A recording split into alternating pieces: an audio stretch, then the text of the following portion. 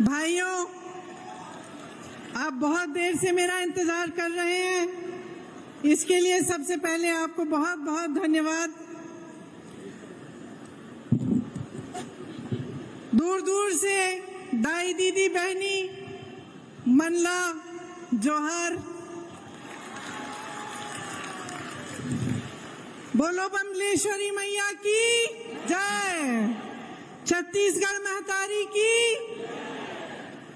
श्री भूपेश बघेल जी, कुमारी शैलजा जी, Shri T.S.. Singhdeo जी, श्री दीपक बैद जी, श्री चंद्रदास महंत जी, श्री तमरदज साहू जी, मोहम्मद अकबर जी, श्री रविंद्र चौबे जी, श्रीमती अनिल भेड़िया जी, मंच पर विराजमान सभी मंत्री, सारे विधायक और विधायिका जी, कांग्रेस पार्टी के कार्यकर्ता, आप सबका भी आज इस मीटिंग में बहुत बहुत स्वागत। सबसे पहले तो आप कह रहे थे बघेल जी कि मेरी बातें सुनना चाहते हैं। सबसे पहली बात मैं ये बता दूं कि बचपन में मैंने पिट्ठू, कंचे, गुल्ली डंडा, स्टापू सब खेला, और महिलाओं की मीटिंग है तो बहनें हमेशा लड़कों को हराती थी। आज यहाँ आकर मुझे बहुत गर्व महसूस हो रहा है। ये भिलाई है 1955 में पंडित जवाहरलाल नेहरू जी ने यहाँ जो स्टील प्लांट है उसकी नींव डाली, और आज जो भिलाई है वो इस पूरे देश के लिए एक मिसाल है। यहाँ पूरे देश भर से लोग आते हैं काम के लिए, एक साथ एकजुट होकर आप सब रहते हैं, और एक तरह से जो आधुनिक भारत है उसकी नींव यहीं पे डली। ये आपकी मेहनत, आपका जज्बा और आपकी पहचान का मिसाल है। देश की उद्यमशीलता और आत्मनिर्भरता के सपने का प्रतीक है। यहाँ खड़े होकर देश के एक एक वासी को गर्व महसूस होना चाहिए और होता होगा। यहाँ इस महिलाओं की मीटिंग में खड़े हुए और भी गौरव इसलिए होता है क्योंकि मीटिंग में मंच पर आने से पहले जब मैं यहाँ गई और मैंने एक एक स्टॉल देखा, तो मैंने जो महिलाएं देखी उसमें आत्मनिर्भर, उनमें अपना आत्मविश्वास, साहस, खुशी से मुस्कुरा रही हैं कि सरकार ने उनके लिए कुछ किया है, और जो सरकार ने किया है उसके बल पर वो अपने पैरों पे खड़ी हुई हैं।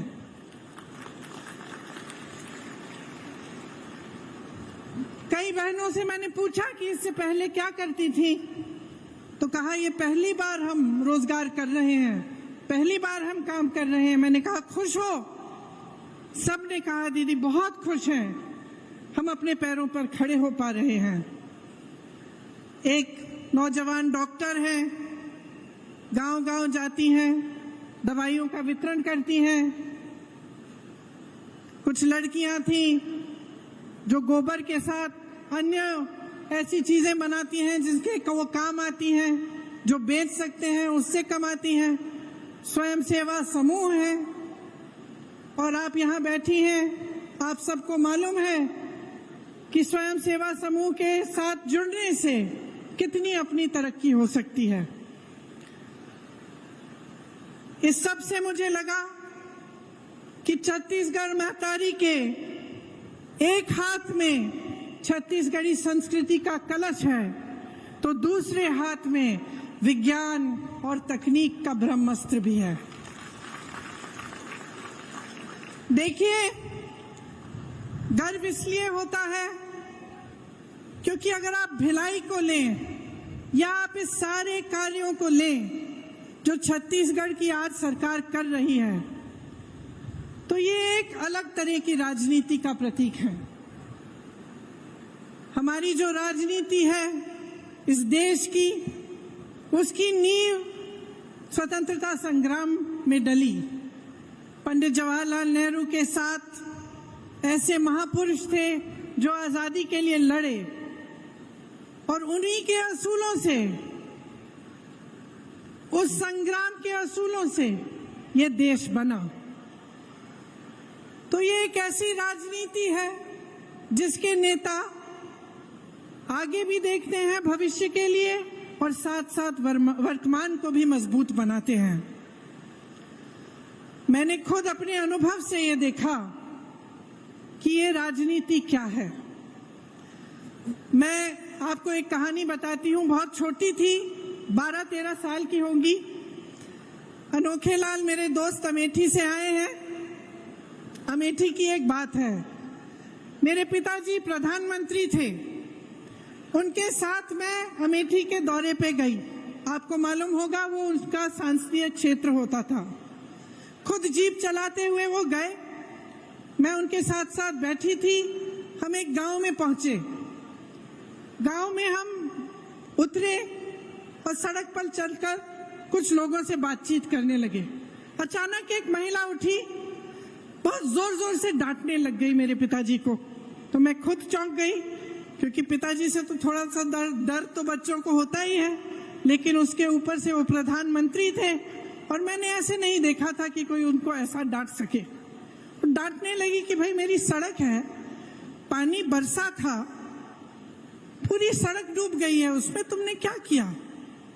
और मेरे पिताजी उनको जवाब दे रहे थे। तो ये उस समय की राजनीति है जब प्रधानमंत्री तक नेता को एहसास होता था कि जनता के प्रति उसकी जवाबदेही है। गाड़ी में बैठे मैंने कहा, बुरा नहीं लगा पापा? कहते बिल्कुल नहीं, ये मेरा कर्तव्य है और ये उसका कर्तव्य है, उस महिला का, कि मुझे याद दिलाए, मुझे बताए कि यहाँ ये समस्या है, इस समस्या को सुलझाओ। अब आगे आइए, तकरीबन 40 साल बीत गए, मैं बुढ़ी होने वाली हूँ। मैं उत्तर प्रदेश में काम कर रही थी।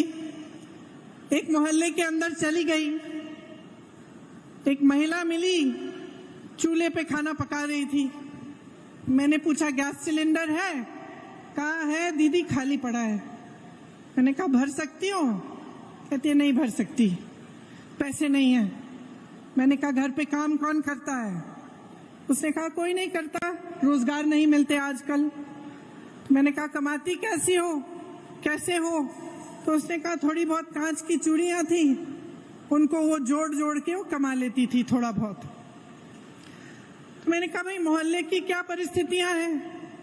उसने कहा दीदी बिजली के खंभे हैं, बिजली नहीं आती, पानी की टूटी है, पानी नहीं आता, सड़क तो आपने देखी होगी खराब पड़ी हुई है। तो मैंने कहा वोट किसको दोगी? इसी विधायक को दोगी? क्या कहा उसने? मैं इसी को दूंगी। मैंने कहा अरे वाह, अभी तो तुम कह रही थी कि पानी नहीं है, बिजली नहीं है, सड़क नहीं है, रोजगार नहीं है, कमा नहीं पा रही हो, तो इसको क्यों वोट दोगी? इसने क्या किया तुम्हारे लिए? तो वो धर्म की बातें करने लग गई, जाति की बात करने लग गई। तो तब की राजनीति और आज की राजनीति में बहुत फर्क है। और फर्क क्या आया है? जनता जागरूक तब भी थी, जनता जागरूक अब भी है, लेकिन अब जनता के जज्बातों का इस्तेमाल हो रहा है। धर्म की बातें होती हैं, जाति की बातें होती हैं, और इसमें इनका राजनीतिक इस्तेमाल होता है। और इनका राजनीतिक इस्तेमाल इसलिए होता है क्योंकि जब आपका ध्यान उस तरफ होता है जहां आपके जज्बात है, आपका धर्म है, आपकी जाति की बात है, तो आप नहीं पूछेंगे कि मेरी सड़क तुमने ठीक क्यों नहीं की, तो आप नहीं पूछेंगे कि मेरे लिए पानी क्यों नहीं आ रहा है, मेरी यहाँ टूटी में पानी क्यों नहीं आ रहा है, तो आप नहीं पूछेंगे कि मेरे पति के लिए, मेरे लिए आपने रोजगार क्यों नहीं दिलवाया? और ये एक साजिश है, एक बहुत बड़ी राजनीतिक साजिश है, जिसे आप सबका ध्यान भटकाया जाएगा ताकि आप सही सवाल नहीं उठा पाएंगे। आज की राजनीति अफसोस की बात है, लेकिन यही राजनीति चल रही है। आपने देखा होगा केंद्र सरकार को, प्रधानमंत्री श्री नरेंद्र मोदी जी को हाल ही में उन्होंने G20 कराया। कोई नहीं कहता कि ये बुरी चीज है, अच्छा है, देश का मान सम्मान बढ़ता है, अच्छा है। 27,000 करोड़ रुपए इन्होंने खर्चे यशोभूमि को बनाने में, 20,000 करोड़ रुपए इन्होंने खर्चे नए संसद भवन को बनाने में, 8,000 रुपए के ये हवाई जहाजों में उड़ के जाते हैं सिर्फ उनके लिए। 2 हवाई जहाज खरीदे हैं 8,000 करोड़ रुपए के। लेकिन ये आपको ये जवाब नहीं दे पाते कि आपकी सड़कें टूटी क्यों हैं। ये आपको ये जवाब नहीं दे पाते कि आपके घर में रोजगार क्यों नहीं आ रहा है। ये आपको ये जवाब नहीं दे पाते कि महंगाई इतनी क्यों बढ़ गई है कि आपकी कमर तोड़ी जा रही है, कि इस देश का किसान आज 27 रुपए प्रतिदिन कमा रहा है। ये जवाब नहीं दे सकते कि जब इस देश का किसान 27 रुपए प्रतिदिन कमा रहा है तो उनके बड़े बड़े उद्योगपति दोस्त एक दिन में 1600 करोड़ रुपए कैसे कमा रहे हैं।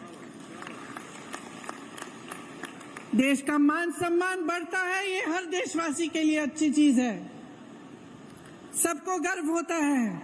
लेकिन इसका मतलब नहीं कि इस देश के गरीब, इस देश के मिडिल क्लास को भूल जाएं और ये भूल जाएं कि सत्ता उन्हें किसने दी और उनको कैसे मिली। आज छत्तीसगढ़ में एक ऐसी प्रदेश की सरकार है जो पुरानी वाली राजनीति के असूलों पर चल रही है। केंद्र की सरकार ने गरीबों और मिडिल क्लास से छीना है और छीन के अपने बड़े बड़े उद्योगपति मित्रों को सींचा है। छत्तीसगढ़ की इस प्रदेश सरकार ने एक एक पैसा आपके जेब में वापस डाला है।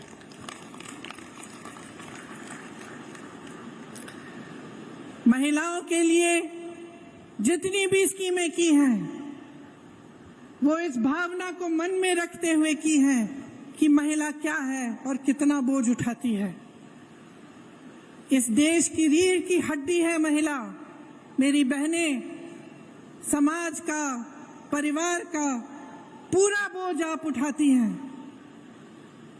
मुख्यमंत्री जी भाषण दे रहे थे, वो खुद कह रहे थे कि जानते हैं कि चाहे आप बाहर जाएं काम करने के लिए, तब भी आप घर आएं तो आपको घर का काम करना पड़ता है, आपको परिवार में बच्चों की परवरिश करनी पड़ती है और आप मुस्कुराते हुए ये बोझ उठाती हैं। मैं जानती हूँ कि रात को आखिर में, सबसे आखिर में जो सोती है वो महिला होती है। जब सारा घर साफ हो जाता है, चाहे कहीं की भी हो, चाहे वो गरीब महिला हो, चाहे बड़े घर की महिला हो, लेकिन परिवार का बोझ, समाज का बोझ भी उठाती है।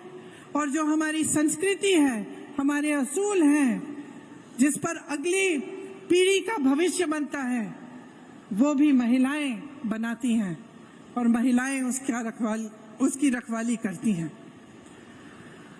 तो यही भावना प्रदेश सरकार ने आगे बढ़ाई और महिलाओं के लिए, आपको और भी सशक्त बनाने के लिए तमाम स्कीमें भूपेश बघेल जी की सरकार ने आगे बढ़ाई। 10 लाख से अधिक महिलाएं 2018 से स्वयं सेवा समूह में जुड़ी हैं। मैं उनसे बातचीत करते हुए कह रही थी कि जो पहले कमा नहीं पा रही थी, उन्हें मौका मिल गया। थोड़े बहुत पैसे इकट्ठे किए, एक छोटा सा व्यापार शुरू किया। उस छोटे से व्यापार के जरिए अपने बच्चों को पढ़ा लिखाया, आगे बढ़कर थोड़ा अपने घर के लिए कुछ खरीद लिया, एक सिलाई की मशीन, कुछ बकरे, एक गाय, और उसके जरिए फिर उस माध्यम से फिर और कमाने लगी और आगे बढ़ी। सरकार स्कीम लाई, उन स्कीमों के तहत और भी कमाई हुई और मुस्कुराकर मुझे कह रही थी कि कुछ ऐसे स्वयं सेवा समूह हैं जिन्होंने हजारों लाखों रुपए कमा लिए हैं।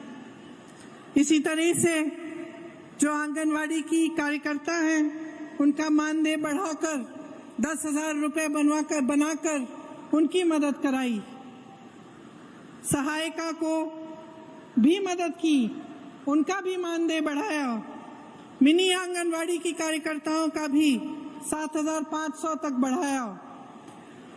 मितानिन बहनों की प्रतिमाह 2,200 रुपए की आय उनको भी दिलवाई। मुख्यमंत्री सुपोषण अभियान से जो कुपोषित महिलाएं हैं उनका भी लाभ हुआ। दाई दीदी क्लिनिक शुरू करवाई, जिससे महिलाओं के लिए महिलाओं द्वारा संचालित क्लिनिक बनी, जिससे निःशुल्क इलाज हो रहा है। महतारी जतन योजना एक ऐसी योजना जिससे गर्भवती महिलाएं को अच्छा भोजन मिलता है, उनको पौष्टिक भोजन मिलता है। सरकारी स्कूलों में लड़कियों को स्नातक तक मुफ्त शिक्षा दिलवाई। स्वामी आत्मानंद स्कूल में 50% महिला का आरक्षण हुआ। मैं कुछ छात्राओं से मिली, इतनी खुश लग रही थी, कह रही थी इंग्लिश मीडियम स्कूल है, बहुत खुश थी, उन पे अपने आप पर गर्व था।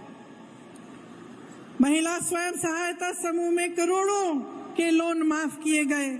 मुख्यमंत्री नोनी सशक्तिकरण सहायता योजना से श्रमिकों की बेटियों को 20,000 रुपए की आर्थिक मदद मिली। गोठान समितियों में हजारों महिलाओं को रोजगार मिला। मिशन क्लीन सिटी परियोजना के तहत हजारों महिलाएं कार्यरत हुई और ऐसी बहुत सारी और स्कीमें प्रदेश सरकार ने खास तौर से मेरी बहनों के लिए लागू की। ये सब इसलिए हो रहा है क्योंकि छत्तीसगढ़ की सरकार का आपके लिए एक विजन है और वो आज तक सीमित नहीं है। वो आपके आज को मजबूत बनाना चाहते हैं और आपके कल को भी बुलंद बनाना चाहते हैं। आप सब ने अक्सर सोचा होगा कि सत्ता के पीछे लोग बहुत दौड़ते हैं, खासतौर से नेता लोग बहुत दौड़ते हैं। और मैंने अपने अनुभव में देखा है कि कई ऐसे नेता होते हैं जो सत्ता के लिए ही उत्सुक होते हैं, महत्वाकांक्षी होते हैं और सत्ता इसलिए चाहते हैं ताकि उनका मान सम्मान बढ़े, उनके पैसे इकट्ठे हों, उनके बड़े बड़े महल बने। वो एक तरह का नेता होता है। लेकिन एक अलग तरह के नेता भी होते हैं जो सत्ता इसलिए चाहते हैं क्योंकि उस सत्ता के जरिए जनता की भलाई कर पाएंगे। और मैं गर्व से कहती हूं कि आज छत्तीसगढ़ में जो कांग्रेस पार्टी का नेतृत्व है वह इसी तरह का है कि सत्ता इसलिए इस्तेमाल करते हैं इस तरह से कि आप सबकी भलाई हो। जैसे मैंने कहा कि जो आपकी संपत्ति है, इस देश की संपत्ति है, इस प्रदेश की संपत्ति है, वो आपके काम आई। आपने देखा होगा कि केंद्र सरकार सहायता नहीं करती प्रदेश की सरकार की, और केंद्र सरकार की जो नीतियां हैं उनके तहत जितनी भी देश की संपत्ति थी, चाहे बड़े बड़े पीएसयू थे, चाहे बंदरगाह थे, चाहे एयरपोर्ट थे, सब बड़े बड़े उद्योगपतियों को दिए गए। ये आपकी संपत्ति थी, आज आपकी नहीं रही। ऐसी सरकार केंद्र में है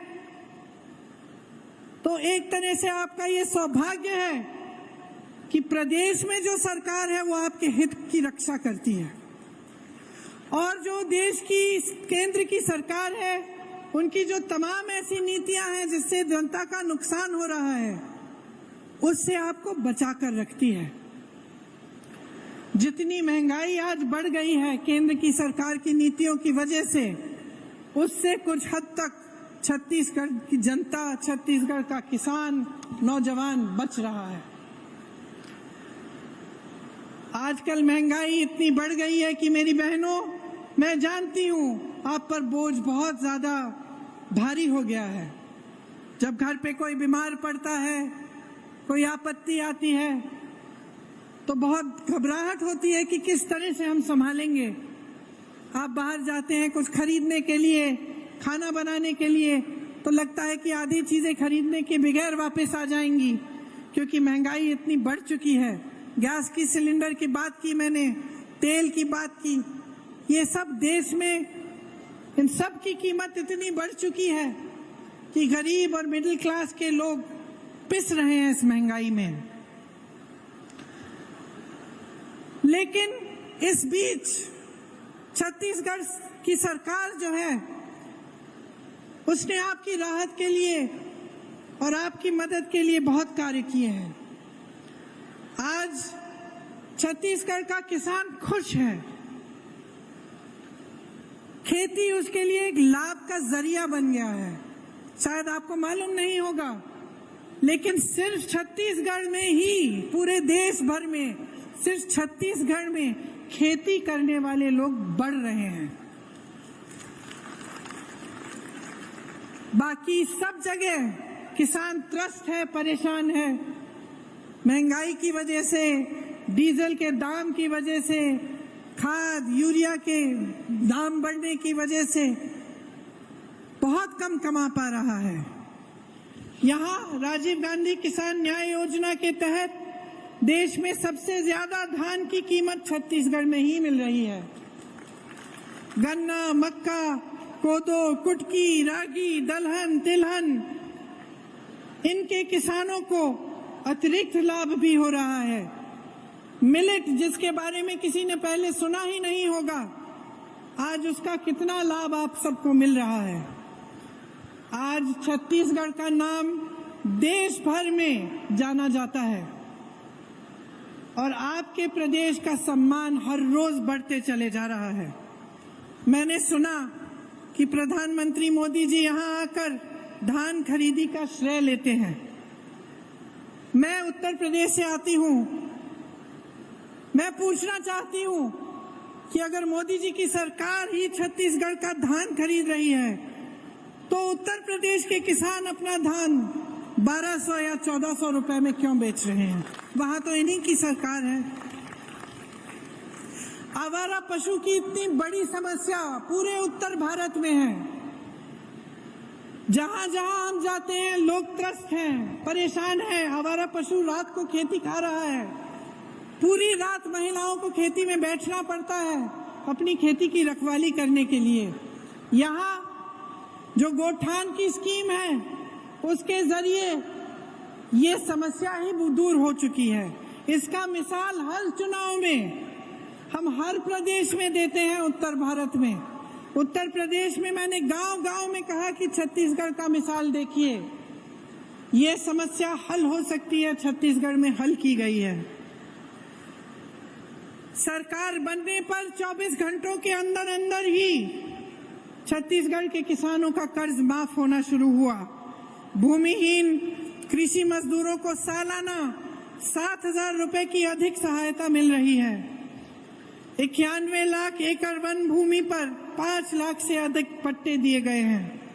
बस्तर में आदिवासियों की 4,200 एकड़ कृषि भूमि वापस की गई है। इसी तरह से लाखों बीपीएल परिवारों का 5 लाख तक निःशुल्क इलाज हुआ है।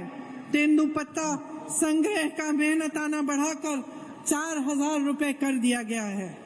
कमजोर वर्ग के 2.5 लाख से ज्यादा बच्चों को आधुनिक स्कूलों में शिक्षा मिल रही है। देखिए, ये प्रदेश, ये देश, ये आपकी संपत्ति है। आज जिन समस्याओं से आप जूझ रहे हैं, उनमें साफ है कि केंद्र सरकार की जो नीतियां हैं, उनकी वजह से महंगाई, बेरोजगारी बढ़ रही है। प्रदेश सरकार पूरी तरह से कोशिश करती है कि इन समस्याओं से आपको बचाए और आपकी सहायता करे। चुनाव आने वाला है। चुनाव के समय सब नेता आपके सामने आकर वोट मांगते हैं। मैं सिर्फ आपसे आपकी जागरूकता मांग रही हूं। जागरूक बनो। जो कहानी मैंने आपको बताई कि एक गांव की महिला ने प्रधानमंत्री से पूछा कि तुमने मेरी सड़क ठीक क्यों नहीं की, उस तरह से आप भी बनो। जागरूक बनो और देखो कि पिछले 5 सालों में इस प्रदेश सरकार ने आपके लिए क्या नहीं किया, कितने कैसे कार्य किए हैं जिससे आप आगे बढ़ रहे हैं और आप विकसित हो रहे हैं।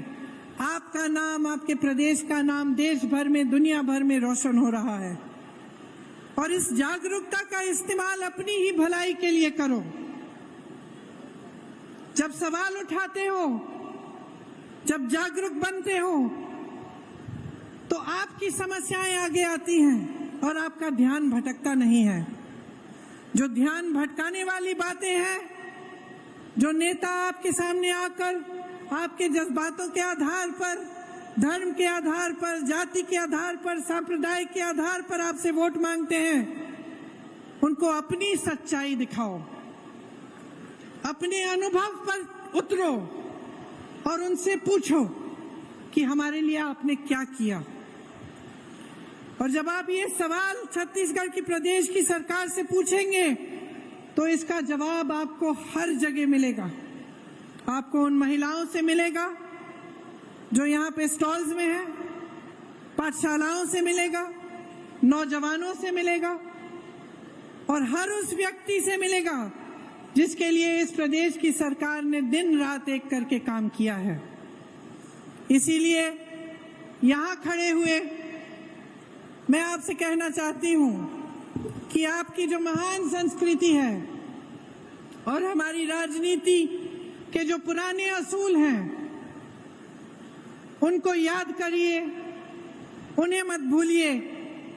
अपने प्रदेश के लिए, अपनी भलाई के लिए कांग्रेस पार्टी और भूपेश बघेल जी का समर्थन कीजिए, ताकि ये जो काम इन्होंने शुरू किया है, जिसका नतीजा अपने 5 सालों से अपने प्रदेश में देखा है, ये काम रुक ना पाए। आप ऐसी पार्टी को वोट देंगे जो बार बार आपका ध्यान भटकाती है, तो सिर्फ इसी काम में वो मस्त रहेंगे, इसी में वो व्यस्त रहेंगे, लेकिन आपकी समस्याएं हल नहीं होंगी। आप सबको बहुत बहुत धन्यवाद। आपने बहुत ध्यान से मेरी बातें सुनी, इन्हें भूलिएगा मत और अपनी ही भलाई के लिए, अपने भविष्य को मजबूत बनाने के लिए अपना कीमती वोट दीजिए। बहुत बहुत धन्यवाद। जय हिंद। प्रियंका दीदी, बहुत बहुत धन्यवाद माननीय श्रीमती प्रियंका गांधी जी। मैं निवेदन करूं